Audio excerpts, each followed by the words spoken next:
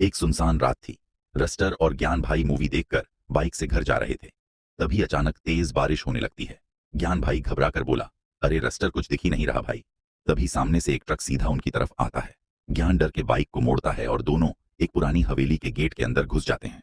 Raistar ने सांस लेते हुए कहा, भाई बाल बाल बचे, बारिश बहुत तेज है, चल थोड़ी देर यहीं रुकते हैं। फिर दोनों हवेली के अंदर जाते हैं, लेकिन अंदर एक अजीब सा सन्नाटा था। राइस्टर ने इधर उधर देखा और बोला, भाई मुझे जोर से लगी है, तू रुक, मैं अभी आया। फिर वह हल्का होने जाने लगता है, लेकिन जैसे ही थोड़ा आगे बढ़ा वह तुरंत रुक गया, क्योंकि कहीं से बहुत हल्की सी रोने की आवाज सुनाई दे रही थी। उसे अब डर लग रहा था, लेकिन वह फिर भी धीरे धीरे उस आवाज की तरफ बढ़ता गया। चलते चलते वह एक पुराने कमरे के सामने जा खड़ा हुआ, और जो अंदर देखा उसका होश उड़ गया। बारिश रुक चुकी थी। ज्ञान भाई चिल्लाए, ओए राइस्टर, बारिश रुक गई है, चल निकलते हैं। फिर दोनों घर की तरफ निकल पड़े, लेकिन ज्ञान को कुछ अजीब लगा, पर अंधेरी रात में उसने ज्यादा सोचा नहीं। अगली सुबह गांव में मेला लगा था, सब मस्ती में थे। तभी वहां हाथ में एक तलवार लेकर राइस्टर आया और सीधा लोगों पर टूट पड़ा। एक एक को तलवार से काट रहा था। गांव में भगदड़ मच गई, हर तरफ लोग मरे पड़े थे। उधर ज्ञान भाई न्यूज देख रहा था। रस्टर ने गांव पर हमला कर दिया। देखते ही वह चौंक गया और तुरंत बाइक लेकर तबाही वाली जगह पहुंचा। वहां का मंजर देखकर उसकी रूह कांप गई। राइस्टर लोगों को कैद करके रखा था और लोग चीख रहे थे।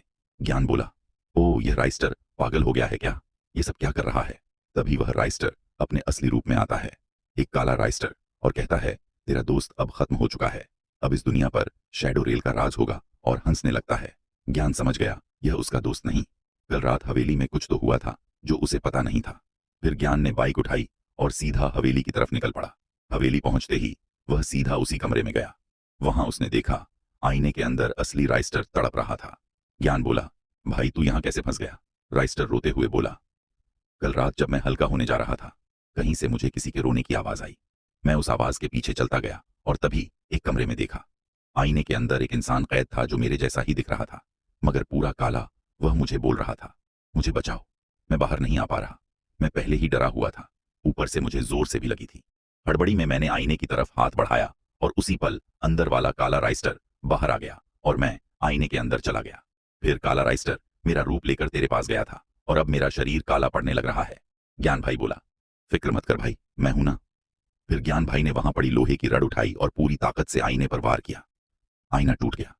गांव में काला राइस्टर चीखते हुए धुएं में गायब हो गया और हवेली में असली राइस्टर आईने से बाहर आ गया। वे हाँफते हुए बोला, थैंक यू भाई, अगर तू वक्त पर ना आता मैं हमेशा के लिए उसमें कैद रह जाता। ज्ञान भाई मुस्कुराते हुए बोला, दोस्ती में थैंक यू नहीं बोलते भाई,